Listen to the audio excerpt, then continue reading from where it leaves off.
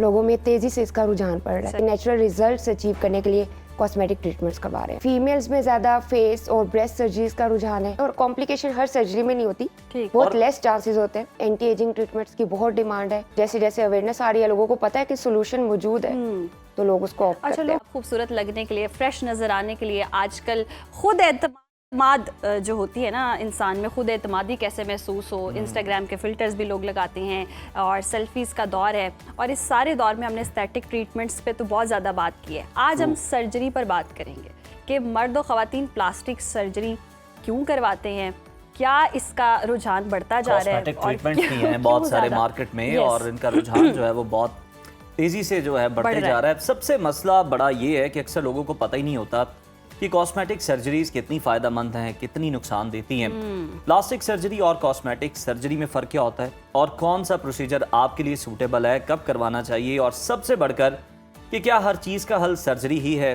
क्या जो लाइन, चेहरे की शेप या फिर आप फेशियल कंटूरिंग कह लें, वाकई ये बगैर सर्जरी भी दुरुस्त हो सकती है या नहीं। सवालात बहुत सारे हैं और इन तमाम सवालात के जवाब जानने के लिए हमारे साथ आज कॉस्मेटिक सर्जन स्टूडियो में डॉक्टर सलमा बतूल साहिबा। बहुत शुक्रिया आपके वक्त का। सबसे पहले तो ये बताएं कि बहुत ज़्यादा आजकल हम देख रहे हैं कॉमन हो चुका है, प्लास्टिक सर्जरी हो, कॉस्मेटिक ट्रीटमेंट्स हो, इनका रुझान इतनी तेज़ी से बढ़ क्यों रहा है और आजकल ज़्यादातर लोग जो हैं वो कॉस्मेटिक ट्रीटमेंट्स क्यों करवा रहे हैं। इसमें यही है कि जैसे जैसे सोशल मीडिया से लोगों में अवेयरनेस आ रही है, लोगों में तेजी से इसका रुझान पड़ रहा है, तो लोग अपने आप को, अपने सेल्फ कॉन्फिडेंस को बूस्ट करने के लिए, नेचुरल रिजल्ट्स अचीव करने के लिए कॉस्मेटिक ट्रीटमेंट्स करवा रहे हैं। या सलमा, ये वजह तो नहीं है कि लोग बहुत ज़्यादा हाइड्रा करवा के भी, सेशन लेके भी उन्हें वो रिजल्ट नहीं मिल रहे, तो वो कहते हैं कि एक ही बार कुछ ऐसा करवाया जाए जो देर पाओ। नहीं, वो लोगों की पर्सनल चॉइस है और पेशेंट टू पेशेंट वेरी करती है। हर पेशेंट की, हर बंदे की डिमांड डिफरेंट। आप किसको, लोग तो बहुत सारी चीज़ें लेकर, सवालात लेकर आते होंगे, मसले लेकर आते होंगे, आपको दुख दर्द बयान करते होंगे, आप काउंसलिंग करती होंगी, ट्रीटमेंट भी करती होंगी। किस तरह से आप ये फैसला करती हैं, बताती हैं कि आपके लिए कौन सी जो सर्जरी है या ट्रीटमेंट है वो सूट है। जैसे ही कोई पेशेंट आता है, सबसे पहले हम उसकी डिमांड पूछते हैं कि वो क्या चाहता है, फिर उसकी सेफ्टी, उसकी मैच्योरिटी, उन सब चीज़ों को एनालाइज करते हुए उसको हम बताते हैं कि क्या अचीव किया जा सकता है और क्या बेटर रहेगा। अच्छा, मर्दों में ये ज़्यादा रुझान है या ख़वातीन शौक रखती है इस चीज़ का ज़्यादा? अच्छा, ये दोनों में इक्वली समझें। सही। फीमेल्स में ज़्यादा फेस और ब्रेस्ट सर्जरीज का रुझान है। मेल्स में अगेन चेस्ट, जैसे कि गायनेकोमेस्टिया जो मेल्स में चेस्ट बढ़ जाती है, और हेयर ट्रांसप्लांट, इन चीज़ों का रुझान ज़्यादा है। तो इक्वली है दोनों में, आप कंपेयर नहीं कर सकते। इक्वली आप कह रही हो, थोड़ा सा तो डिफरेंस है, थोड़ा सा तो फर्क रखें। पीछे नहीं है, हाँ जी, आजकल पीछे नहीं है, इतने आप नेचुरल ब्यूटी। अच्छा, चलिए हमें ये बता दें कि कौन से ट्रीटमेंट्स जो हैं वो बहुत ज़्यादा इस वक्त मकबूल हैं, ट्रेंडिंग में हैं, क्योंकि एक टाइम पे जिस तरह से हम पहले भी हाइड्रा की बात कर रहे थे कि उसका सुना था कि बहुत ज़्यादा उसकी हाइप थी, जिस तरह की इसी वक्त में MBA की हुआ करती थी। तो आजकल कौन सा ट्रीटमेंट जो है वो बहुत ज़्यादा चल रहा है? इसमें अगेन नॉन सर्जिकल और सर्जिकल। नॉन सर्जिकल में हाइड्रा फेशियल और बोटॉक्स, फिलर्स, और सर्जिकल में फेशियल रीशेपिंग के लिए जो आपकी राइनोप्लास्टी, नोज की सर्जरी, और ये तमाम चीज़ें जो है वो कॉमन है। सही। ये जो जॉ लाइन शार्प करने का भी बहुत है और चिन का भी मैंने सुना है कि बहुत ज़्यादा करते हैं। अच्छा, ये जो आई लिफ्ट करवाना होता है ये भी इसी प्रोसीजर में आता है? बिल्कुल इसी में आता है। सही। अच्छा, और सर्जरीज में मतलब आप क्या करते हैं? तो कट वट लगाते हैं, कोई इंजेक्शन लगा के किसी चीज़ को आपने इनहेंस करना है, वो करते हैं, क्या करते हैं क्या? बिल्कुल, सर्जरी में इसी तरह है जैसे आप कह रहे हैं कि कट लगा के, लेकिन वो इस तरह के हिडन एरियाज पे कट लगाए जाते हैं कि आपके निशान वाज़िया नहीं होते। ओके। और पेनफुल तो ऑब्वियसली फिर होता ही होगा। नहीं, पेशेंट को अकॉर्डिंगली जो है वो एनेस्थीसिया दिया जाता है, उसको नम किया जाता है या सिडेट करके सुला दिया जाता है। तो वो इस तरह से नहीं होता कि पेन भी हो रही हो पेशेंट को, पेशेंट कॉस्मेटिक प्रोसीजर, तभी तो पेशेंट इतने हैप्पी जाते हैं। आपका प्रोफेशन है, लेकिन कुछ ड्रॉबैक्स भी होते हैं। Yes, definitely. हर सर्जरी के प्रोज एंड कॉन्स हैं, लेकिन वो पहले ही पेशेंट को एक्सप्लेन कर दिए जाते हैं और कॉम्प्लिकेशन हर सर्जरी में नहीं होती, बहुत लेस चांसेस होते हैं।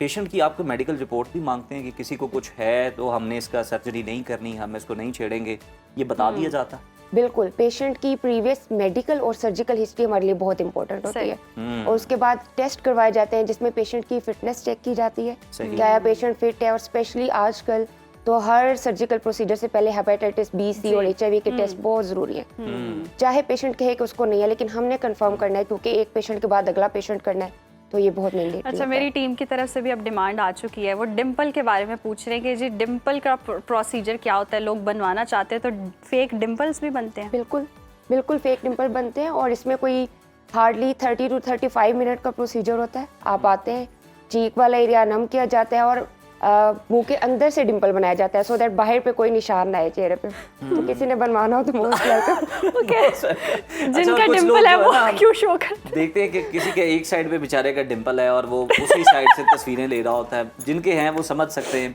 और वो जब भी उन्हें कहा जाए कोई भी काम हो तो वो यूं करके तो भाई मैंने हथौड़ी से थोड़ी बनवाया, मुंह पे बना है, नजर आएगा जब स्माइल। आपको मेंशन किसने किया? आप पेशेंट्स की बात मेरी कर पूरी रहे हैं, टीम और clients ये की बात सब कर मिलकर रहे हैं। बस मेरे बारे में आज बात कर रहे हैं, एक डिम्पल का जिक्र हो तो जाए। दूसरी साइड पे किस तरह नमूदार हो सकता है? आप बनवाना चाहते मेरी हैं? साइड पे नहीं, मैं नहीं बनवाना चाहता, मैं बन भी गया तो दाढ़ी में छुप जाएगा। मैं गलत जगह इन्वेस्टमेंट करता ही नहीं। नहीं, आप हानिया आबे की तरह थोड़ा शार्प वाला बनवाए ना। बताएं दूसरी जगह भी अगर उन्होंने बनवाना हो तो वो बन जाएगा? बिल्कुल बन जाएगा। नहीं, एक अपॉइंटमेंट फिक्स करवा दें आप? एक ही ज़बरदस्त, बहुत अच्छा लग रहा है, एक ही लेकिन यस, इसमें ये चीज़ होती है कि अक्सर लोग कॉन्शियस होते हैं कि मेरी एक लेफ्ट साइड अच्छी है या राइट साइड अच्छी है, तो वो कैमरा कॉन्शियस भी होते हैं कि यहाँ से मैं फोटोजेनिक लगता हूँ। तो ये डिफरेंस होता है या खुद को ही फील हो रहा होता है? नहीं, ये होता है, डिफरेंस होता है। यस, खुद को ज़्यादा फील होता है। कोई भी सामने से लाइक मैं बैठी हूँ, मैं आपको देख के मैं नहीं गेस कर सकूंगी कि कोई डिफरेंस, लेकिन आपके माइंड में होगा कि मेरी ये वाली साइड ज्यादा फोटोजेनिक है।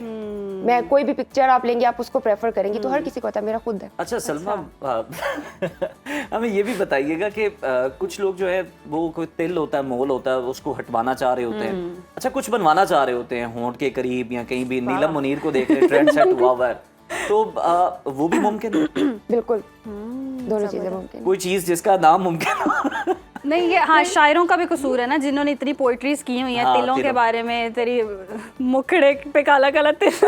इस वजह से लाहौरियों को तिलों से तो तिलों वाला कुलचा ही आता। अब लाहौर में बैठ के बात कर रहे हैं। उज़ैर आज फुल एनर्जेटिक, लेट आए हैं लेकिन अपनी एनर्जी पूरी आप एस्टैब्लिश कर ले। मैं लेट आया हूँ, मजा पता है उनको, आप बेफिक्र हो जाए। अच्छा, हम स्किन की ही बात करें, अब इतने सारे ट्रीटमेंट्स हो रहे हैं। ये जो ज़्यादा हम देखते हैं कि लोग कॉन्शियस तब होते हैं जब एज बढ़ना शुरू हो जाती है, तो वो लोग चाहते हैं कि हम यंग रहें, तो उन लोगों में ज़्यादा ये चीज़ पाई जाती है। बिल्कुल, एंटी एजिंग ट्रीटमेंट्स की बहुत डिमांड है, और अगेन जैसे जैसे अवेयरनेस आ रही है, लोगों को पता है कि सोल्यूशन मौजूद है, तो लोग उसको ऑप्ट करते हैं। अच्छा, लोग सर्जरीज पर सर्जरीज करवाते हैं, ये कितनी हार्मफुल है? क्योंकि एक सर्जरी हो गई, दूसरी हो गई, कितनी आप देर तक एक स्किन पर सर्जरीज या ट्रीटमेंट्स कर सकते हैं? नहीं, वो आपके अगेन उस पर प्रोसीजर पे डिपेंड करता है, लेकिन अगर किसी पेशेंट ने पहले एक फेस पे कोई सर्जरी हुई हुई है, तो उसको डॉक्टर को बताना होगा कि ये पहले से हुआ है, ताकि उसके माइंड में प्लस माइनस हो कि मैंने किस प्लेन में जाना है और किस तरह से प्रोसीड करना है। तो ये अच्छा, आपकी हिस्ट्री में सारा डिटेल एज तो ज्यादा होती है। हम देखते हैं यंगस्टर में जो बड़ा कॉमन है, जो बहुत ज्यादा गुस्सा करते हैं, उनके यहाँ माथे पे कुछ शिकने पड़ जाते हैं। बिल्कुल, तो वो भी ठीक हो जाती हैं, उसके लिए भी लोग आते हैं? बिल्कुल आते हैं, उसके लिए बोटॉक्स करते हैं हम। अच्छा, तो फिर वो लाइंस खत्म हो जाती हैं, जितना मर्जी गुस्सा कर ले माथे पे शिकने नहीं आएंगी फिर 6 महीने। और ये लॉन्ग टर्म होता है या आपको दोबारा से करवाना पड़ता है? 6 मंथ्स का इसका टाइम होता है, तो 6 मंथ्स के बाद आपको बोटॉक्स रिपीट करना, यानी कि 6 महीने बाद आप बाहर नहीं निकल सकते जब तक आप ट्रीटमेंट। तो 6 महीने के लिए कम से कम 6 महीने के लिए, मतलब ये फ़ायदेमंद होता है। अच्छा, हमने कुछ सेलिब्रिटीज़ भी देखे हैं, इंटरनेशनली भी अगर हम देखें तो उनकी सर्जरीज बड़ी नाकाम भी रही हैं और बड़े बड़े डिजास्टर हुए। ऐसा भी होता है कि फेस चेंज करने के चक्कर में बहुत ज़्यादा ख़राब हो जाता है। ये आपकी कोई क्लाइंट पूछना चाह रही है शोबिज़ से? ये बिल्कुल ऐसे होता है, और उसमें अगेन कि आप गए किसके पास है, सर्टिफाइड प्लास्टिक सर्जन के पास गए हैं या आप किसी फेक डॉक्टर के हाथ लगे, उसमें बहुत बहुत इस पे डिपेंड करता है। बिकॉज जो ट्रेन डॉक्टर होगा वो पहले से प्रोज कॉन्स बताएगा, और उसमें मेजर कॉम्प्लिकेशंस के रिस्क इतने नहीं होते। अच्छा डॉक्टर सलमा, ये बताइएगा कि आजकल के अगर हम देखें जो हमारा लाइफस्टाइल है, किस एज के बाद इन चीज़ों की ज़रूरत आपको पड़ जाती है, चाहे मेल हो या फीमेल? अच्छा, एज की इसमें कोई लिमिटेशन नहीं है। अच्छा, एज की कोई लिमिटेशन नहीं है। जो कॉस्मेटिक सर्जरीज के प्रोसीजर्स है वो 18 प्लस में हम कर सकते हैं प्रोसीड, लेकिन इसमें कोई स्पेसिफिक नहीं है, क्योंकि कुछ पेशेंट्स आते हैं अब 18-19 ईयर्स की एज में आएंगे तो नोज की शेप पहले से पैदाइशी ही ठीक नहीं है, ठीक है ना, और फेशियल एजिंग वाले पेशेंट आएंगे 35-40 ईयर्स के बाद, कि चेहरा ढलक गया है तो जवान होने, इसलिए सही। एज की कोई लिमिटेशन है, यूजली 18 प्लस पे सही। कॉस्मेटिक सर्जरीज हम कर अच्छा, हम सकते हैं। देखते हैं कि यंग बच्चियां भी जो बहुत ठीक ठाक भी हैं, अच्छा दिखती हैं, अच्छा नज़र आती हैं, लेकिन फिर भी हम देखते हैं कि ये जो ट्रेंड्स इतने ज़्यादा आम हो चुके हैं, इनकी वजह से बस वो ट्रेंड को फॉलो करने के चक्कर में पेरेंट्स भी कहते हैं, पेरेंट्स भी ले आते हैं बच्चियों को, तो आप रिकमेंड फिर उनको करती हैं या फिर कहती हैं कि नहीं आपको ज़रूरत नहीं है? नहीं, उसमें हम असेस करके ये देखते हैं कि उनकी डिमांड वैलिड है, एज क्या है और मेच्योरिटी लेवल क्या है, सही। उसके अकॉर्डिंग फिर गाइड किया जाता है कि अभी आपको प्रोसीड करना चाहिए या नहीं। और ये जो होंठों के साथ बहुत ज़्यादा छेड़छाड़ हो रही है, इसके लिए क्या फिलर्स हैं, इंजेक्शंस हैं या और भी कोई ट्रीटमेंट है जो हमें अभी तक नहीं पता? बिल्कुल फिलर्स हैं, फिलर्स इंजेक्शन की ही फॉर्म में आते हैं, और इसके अलावा कुछ सर्जिकल प्रोसीजर्स भी हैं जिसमें सही। लिप जो है वो लिफ्ट किया जाता है और लिप रिडक्शन की जाती है, तो लिप्स को पिंक किया जाता है। बिल्कुल टैटूइंग और करके लिप्स को पिंक किया जाता है, semi permanent makeup kind of. अच्छा, मर्दों के लिए वैसे ज़्यादा टेंशन वाली बात है कि ख़वातीन अब परमानेंट मेकअप भी करवा रही हैं, मतलब मेकअप भी पूरा परमानेंट हो जाता है, ब्लश ऑन जिस तरह से आपने कर लिया, हर चीज़ ऐसे A to Z आप चेंज कर सकते हैं अपने फेस की। ऐसे ही है। मैं तो इस वक्त शॉक में, मतलब मैं लड़कियों की मुझे इतना आइडिया नहीं था, और ये कितना बड़ा धोखा भी है वैसे, आपको नहीं लगता ये हम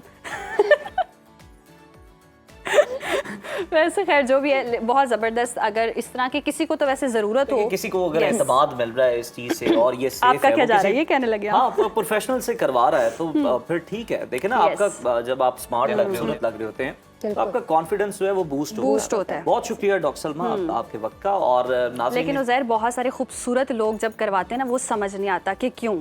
यस, वो बेजाय गैर जरूरी, और डॉक्टर सलमा भी बता रही हैं उन जैसे और भी उन जो trends को प्रोफेशनल्स follow ना करें, yes. हैं वो रेकमेंड नहीं करते।